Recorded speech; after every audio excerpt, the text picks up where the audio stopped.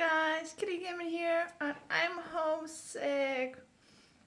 But I woke up this morning, I was sick, and I lay in bed for like an hour wondering, should I call in sick, should I not? But it was raining, it was horrible. I work outside, and I just thought, I gotta stay home. And I've just been marathoning basically Markiplier's horror series, and lately it's been Dead on Fire and Amazing Will. And it got me thinking, they kind of share a lot of failures about their lives and stuff. And it got me, you kind of, on one hand, it makes you feel kind of better about your life because it's not as much of a failure. And it's kind of shocking they have as many stories to tell as they do. But then also I realized I have some stories of my own. I think the thing is, I remember as a kid thinking how many near-death experiences I've had.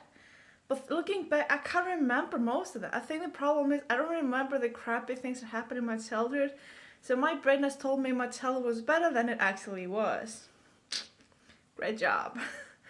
And the first thing I wanted to just tell you now, I'm basically just bored out of my mind. So that's why I'm making this video. There's no other reason for it basically. It's 9 a.m. I've been for 12 hours doing nothing. I'm losing my mind, guys. My fridge, it's totally empty. I don't have any food and I can't go outside to buy anything. It's killed me. But I'm going back to work tomorrow. I'm not staying 2 days home because I'll die. But what I want to tell you guys is as a kid, I was a lawbreaker. The first thing I did was I was like 7 years old, I think, and I stopped at this store that was I lived on top of a hill, and there was this like store at the bottom of the hill. I wasn't. Oh, it could have been 7. I don't remember. I was a kid anyway. And there was a store at the bottom of the hill, and this hill was like, it would take you like 15 or 20 minutes running up. It wasn't like a tiny hill. It was massive, and I did bicycle up this like many times a week. It was. I don't know how I did it. I was fit as a kid though. But anyway, getting off track here. And one day I decided I was going to go inside and I was going to look at the candy because, what else can you do as a kid? And I stole this tiny one bit of candy. I put it in my mouth. And I grabbed a few others and I put it in my hand. I stole maybe like 5 candies or something. It was just from a mixed bar or something. Hopefully no policeman is watching this.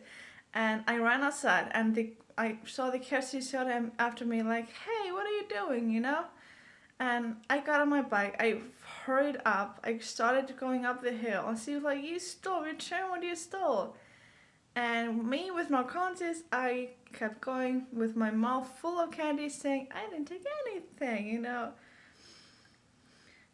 I'm a horrible person.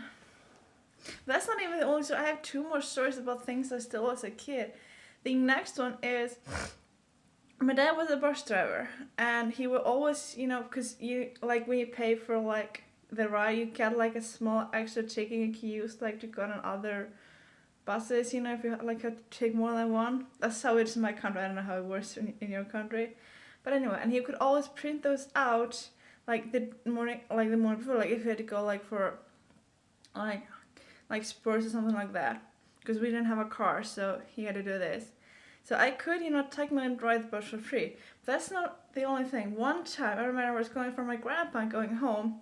I forgot on the ticket that I needed to have, or I didn't have any in my wallet. And what happened was I was rummaging through it for a long time before the bus came. And then when the bus came there, I decided I was going to go on the bus anyway, even though I knew I didn't have a ticket. So he waited for me to find a ticket, and when I was still looking for it, he just started driving.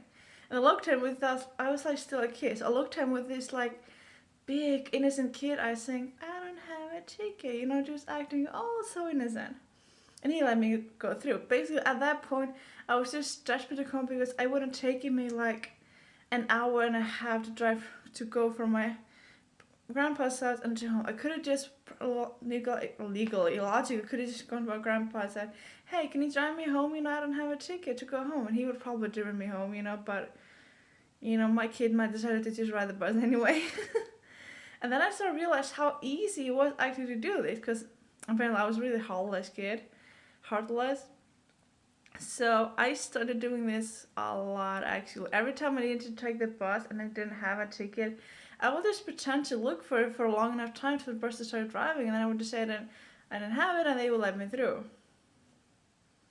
Great job. Don't try this at home, guys. Especially now if you're older. I probably wouldn't be able to do this now. But I was like 7, 8 years old or something, and I was heartless. And the next one is actually kind of the worst of the bunch. That's what actually scared me. I was maybe 13, 14 years old, and I stole candy bars. I mean, who hasn't stolen a candy bar? But I was like a serial candy bar thief. I had this one class that was like not in my school. It was like a bus tour away from my school, and it wasn't like it was a special kind of not like a special needs class or anything. It was just a special class that my school didn't teach, and I had to go through this. I didn't have to, but I chose to go through this shopping mall to get it because like the bus stopped right outside. I had to walk some distance to get to the school, and it was like really old school. Anyway, there was this grocery store in this mall. And one time I saw a candy bar, and I did it so often, I actually perfected a method that couldn't be breached. I took my glove, because my country is so cold, you basically need gloves to survive. And I would kind of hold the candy bar, pretend to be reading the back of it, like a description. Like, what kid reads a description of a candy bar? Like, the store didn't know I was up to something. The moment I picked it up, I started reading the description of a candy bar. What 13-year-old does that? And anyway, I would place the end of it against the glove, read it long enough for everyone to leave, and then I would casually drop it and get out. And this always, except one time, there was this. I looked around just to see if anyone was there, and this employee was looking right at me, and I nearly had a heart attack. And I did this for like once a week. I didn't do it like in any other store. I did this like in this only store like the once a week I had to go to this class. And I stole a candy bar for like a year or 2 years. I'm horrible. But luckily my conscience seems to have evolved in my heart after I got out of my teens, because I didn't do this. Like, this candy bar was like the last instance of me stealing from society. And I don't know why I did this. Normally kids are supposed to have like a conscience. I don't recall ever feeling guilty about any of this. I was just like, yeah, whatever. I don't know what's wrong with me. Please tell me I'm the only one. So I stole as a kid. I'm a thief. I do, looking back on it, I do believe, but I mean, I never stole anything like a car or something. I just stole like candy bars and cheap rides on the bus. So maybe I'm one of the worst sociopath ever, but I mean, still, it's the fact that I didn't feel any guilty about it kind of scares me. But if I were to steal a candy bar now, I know I would just feel so guilty. But at the same time, if, of course, my nose is running because I'm recording, you know what else is new. But anyway, at the same time, if I told someone something and found out afterwards that what I told them wasn't the truth, I would feel so guilty you couldn't even imagine. I could steal a candy bar, tell someone accidentally something that wasn't true. That was just too much.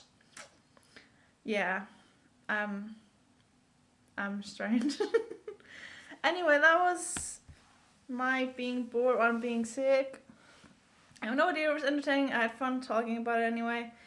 I don't think I can be charged for a candy bar right now. So, yeah, that's what I was as a weird kid, I guess. So I'll see you next time. Bye.